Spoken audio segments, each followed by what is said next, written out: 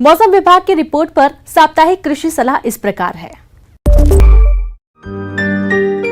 ग्रामीण कृषि मौसम सेवा, भारत मौसम विज्ञान विभाग, स्वामी केशवानंद राजस्थान कृषि विश्वविद्यालय बीकानेर द्वारा भेजे गए मौसम पूर्वानुमान रिपोर्ट के आधार पर आगामी 3 दिनों के दौरान आसमान में हल्के बादल छाए रहने के साथ हल्की बारिश होने की संभावना है। इस दौरान अधिकतम तापमान 32 से 35 डिग्री सेल्सियस और न्यूनतम तापमान 24 से 25 डिग्री सेल्सियस के मध्य रहने की संभावना है। इस दौरान हल्की से मध्यम गति की हवाएं दक्षिण पश्चिम दिशा से चलने की संभावना है। अधिकतम सापेक्षिक आर्द्रता 36 से 63% और न्यूनतम सापेक्षिक आर्द्रता 19 से 38% रहने की संभावना है। हवा की गति 10 से 13 किलोमीटर प्रति घंटे की रफ्तार से चलेगी। ऐसे में इन क्षेत्रों के किसान भाइयों को सलाह दी जाती है कि सरसों की बुआई का उपयुक्त समय अक्टूबर के पहले सप्ताह से शुरू हो जाता है। अतः किसान भाई सरसों की बिजाई के लिए अभी से खेत की तैयारी शुरू कर दें। बिजाई के लिए सिफारिश की गई उन्नत किस्मों के प्रमाणित बीज की व्यवस्था करें। देसी कपास में यदि चितकबरी सुंडी का प्रकोप दिखाई दे तो नीम की निम्बोली का 5% अर्क या स्पाइनोसेड 45 SC की 0.33 मिलीलीटर मात्रा प्रति लीटर पानी के हिसाब से घोल बनाकर छिड़काव करें। यदि बीटी या नरमा कपास में सफेद मक्खी की रोकथाम के लिए नीम आधारित कीटनाशकों का छिड़काव करें। मूंग फसल की कटाई का समय शुरू हो गया है, अतः किसान भाई मौसम को ध्यान में रखते हुए मूंग की कटाई करें। ग्वार की खड़ी फसल में जीवाणु झुलसा रोग के लक्षण दिखाई देने पर स्ट्रेप्टोसाइक्लिन 20 ग्राम व कॉपर ऑक्सीक्लोराइड 50 WP की 200 ग्राम मात्रा का 100 लीटर पानी में घोल बनाकर 15 दिन के अंतराल पर 2 बार छिड़काव करें। गन्ना की फसल में यदि अगेता तना छेदक या जड़ छेदक का प्रकोप दिखाई दे तो फ्यूराडान 3% कण 6 किलोग्राम प्रति बीघा या फुरेट 10% कण 4 किलोग्राम प्रति बीघा की दर से गोभे में डालें। किन्नों के बागों में रोगों व अन्य कारणों से फल गिरने से रोकने के लिए कार्बेंडाजिम 50 WP की 1 ग्राम मात्रा प्रति लीटर पानी के हिसाब से या प्रोपीनेब 70 WP 2 ग्राम प्रति लीटर पानी के हिसाब से घोल बनाकर छिड़काव करें। प्रयोग किए जाने वाले घोल में जिब्रेलिक एसिड 20 मिलीग्राम प्रति लीटर पानी के हिसाब से घोल बनाकर छिड़काव करें।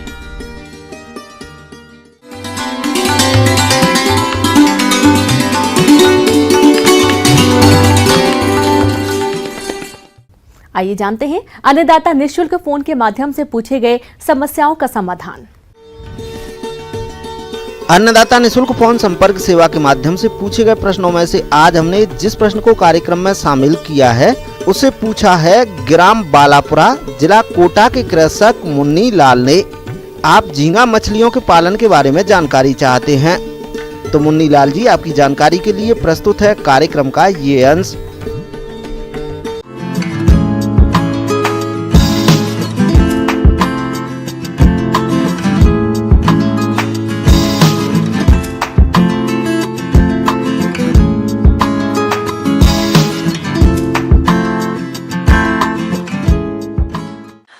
पूरा विश्व भर में आप लोगों को जैसे पता ही होगा कि पूरे विश्व भर में महाझींगा पालन एक प्रमुख व्यवसाय के रूप से एक बहुत ही लोकप्रिय है। वो इसी कारण क्योंकि झींगा बहुत ही सुस्वादु एवं पौष्टिक एक आहार के रूप में भी देखा गया है।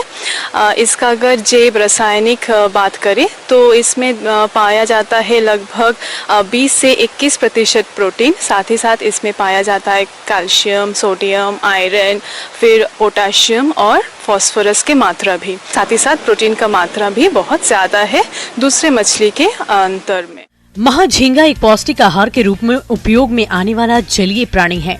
ये मछली की प्रजाति न होते हुए भी जल में रहने के कारण सामान्य बोलचाल में मछली ही समझा जाता है। महाझींगा का पालन अन्य मछलियों जैसी रेहू, कतला, मृगल के साथ किया जा सकता है। चूँकि महाझींगा नीचे स्तर पर रहने वाला प्राणी है, इसलिए इसके तालाब में कॉमन कॉर्प या मृगल का संचयन कम मात्रा में करना चाहिए। महाझींगा पालन के लिए किसान बीज को तमिलनाडु, आंध्र प्रदेश, महाराष्ट्र, पश्चिम बंगाल और उड़ीसा से मंगवा सकते हैं। इसके लिए मत्स्य पालक अपने प्रदेश मत्स्य विभाग या नजदीकी मत्स्य विभाग से संपर्क करें। और सिर्फ ये ध्यान रखिए कि जब आप उसको डाल रहे हैं मछली को, तो ये बस ध्यान रहे कि वो बहुत ही अच्छा बीज होना चाहिए। एक ही उसका समस्या है कि बीज उसका ज़्यादा उपलब्ध नहीं मिलता है, तो आपको पहले ध्यान रखना है कि आपका बीज का स्रोत कहाँ से आप ले रहे हैं।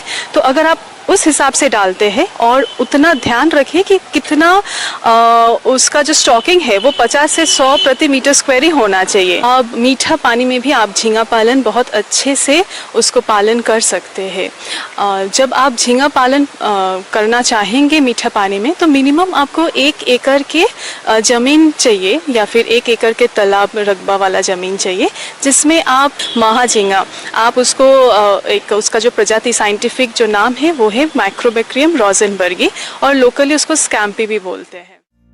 मटियाही या दोमट मिट्टी वाले एकड़ या इससे छोटे तालाब महाझींगा पालन के लिए अच्छे होते हैं। महाझींगा के बीज संचयन करने के पूर्व तालाब की सफाई करवा लें, ताकि उसमें किसी प्रकार की खाऊ मछली या हानिकारक कीड़े इत्यादि न रहें। इसके बाद सामान्य तौर पर जिस प्रकार मछली पालन के लिए तालाब की तैयारी की जाती है, ठीक उसी प्रकार से तालाब की तैयारी कर लें। साथ ही झींगा मछली को छिपने के लिए बांस, झाड़, पुराने टायर इत्यादि तालाब में डालें। जब तालाब के पानी का रंग हल्का हरा अथवा भूरा हो जाए, तब बीज का संचयन करें।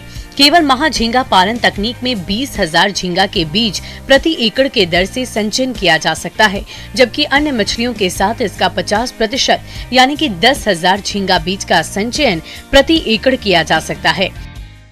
और जब तालाब में डाल रहे तो 15 दिन पहले ही तालाब को आपको प्रबंधन करना पड़ेगा, जिसके लिए आपको चूना लगभग 40 से 80 किलो, गोबर आपको डालना है लगभग 2 से 4 टन, आपको यूरिया भी डालना होगा 40 से 60 किलोग्राम, और साथ ही साथ सिंगल सुपर फॉस्फेट 80 से 120 किलो प्रति एकड़। अगर आप ये सब डाल लेते हैं तो पोस्ट लार्वा का बात करते ही हम पहले बोलते हैं कि जो आपका जो झींगा का जो जीव चक्र है वो है जो अंडा के बाद उसका 11 लार्वल स्टेजेस होता है, जो कि 22 से 25 दिन तक ही उसका खत्म हो जाता है। 25 दिन के बाद वो पोस्ट लार्वल स्टेज में आता है, जो झींगा का जो एक छोटा रूप उसका धारण कर लेते हैं। उसी पोस्ट लार्वल स्टेज में ही आपको क्या करना होगा, आपको उसको तालाब में डालना होगा स्टॉकिंग के रूप में। उसको डालने के बाद आपको क्या करना है, आपको उसको खाना, जो अगर आप पोस्ट लार्वा वाला स्टॉक करते हैं तो आपको खाना देना पड़ेगा सूजी, मैदा और उसके साथ अंडा का घोल मिला के उसको एक गोलाकार बना के उसको आप छिड़क दीजिए। सिर्फ एक ही ध्यान रखिए, आपको हर दिन उसको परिपूरक आहार देना जरूरी है, क्योंकि बिना सप्लीमेंट्री फीड का इसका विकास अच्छा नहीं हो पाता है। झींगा सर्वभक्षी के साथ साथ परभक्षी स्वभाव का होता है, इसलिए तालाब में आहार की कमी न होने दे, अन्यथा भूखा रहने की दशा में झींगे आपस में एक दूसरे को खाना शुरू कर देते हैं। सामान्यतः झींगा बीज के वजन का 10% तक आहार प्रतिदिन झींगों की तीव्र गति से वृद्धि के लिए शाकाहार और मांसाहार दोनों तरह का भोजन दे। इसके लिए झींगों को भोजन के रूप में 80% शाकाहारी और 20% मांसाहारी भोजन देना लाभकारी होता है। इसके आहार में 4% सरसों की खली, 4% राइस ब्राउन और 2% फिश मील दे। साथ ही मांसाहार में प्रमुख रूप से मछलियों को चूरा, घोंघा, छोटे झींगे एवं बूचड़ खाने का अवशेषों को दिया जा सकता है। तो इस हिसाब से आपको सप्लीमेंट्री फीडिंग के ऊपर भी बहुत अच्छे से ध्यान रखना पड़ेगा, और आपको सुबह और शाम 2 टाइम ज़रूर उसको खाना देना चाहिए। इसके साथ आपको ये भी ध्यान रखना चाहिए, जब आप झींगा पालन करते हैं तो टेम्परेचर एक बहुत ही इसमें खासियत है। टेम्परेचर इसमें 24 से मिनिमम 24 से 35 डिग्री सेल्सियस तक ही होना है। जब इसके कम आ जाता है तो बेटर है कि आप उसको बेच दीजिए। 24 से अगर टेम्परेचर ज़्यादा कम होता है तो उसका जो मृत्यु का दर है वो भी ज़्यादा हो जाता है। झींगा की वृद्धि के जांच के लिए समय समय पर जाल चलाकर वृद्धि की जांच करें। ऐसे आहार का प्रयोग करें जो पानी में स्थिर रहे और जल को कम प्रदूषित करे। साथ ही जो झींगा 50 से 100 ग्राम के हो गए हैं उन्हें निकालकर बेच दें, ताकि बचे हुए छोटे झींगों का विकास किया जा सके। तभी आप उसको अच्छे से 6 से 7 महीना तक उसको आप पालन कर सकते हैं। तो इस समय क्या होता है, जो ये जो 6-7 महीना का जो पालन का जो समय है, उससे झींगा मछली लगभग 50 से 100 ग्राम तक हो जाता है, जिसका मार्केट वैल्यू भी बहुत अच्छा प्राप्त हो सकता है। यानी अगर आप कॉमन मछली अगर डालेंगे जो कि मीठा पानी में होता है, यानी रोहू, कतला, नैनी, उसका आपको 150 से 200 या 250 प्रति किलो ही आपको दर मिलेगा। पर वही अगर आप झींगा मछली पालन करते हैं और महाझींगा अगर आप बेचते हैं, उसका 50 से 100 ग्राम तक भी आ जाता है, तो उसका रेट हो जाता है 300 से 350 प्रति किलो, जो कि बहुत ही बेहतर होंगे आप लोगों के लिए। किसान भाइयों, कृषि संबंधित समस्या और सुझावों के लिए आप हमें इस पते पर संपर्क कर सकते हैं। प्रोड्यूसर अन्नदाता news 18 Rajasthan, Ramoji film city, Hyderabad 501512। साथ ही आप हमें ईमेल भी कर सकते हैं। हमारा ईमेल है p18annadaata@nw18.com। इसके अतिरिक्त आप हमें निःशुल्क हेल्पलाइन नंबर 1800889216 पर सोमवार से शनिवार सुबह 10 बजे से शाम 4 बजे के बीच संपर्क कर सकते हैं। अब समय हो रहा है आपसे विदा लेने का। कल फिर मुलाकात होगी कृषि से जुड़ी महत्वपूर्ण जानकारियों के साथ। नमस्कार।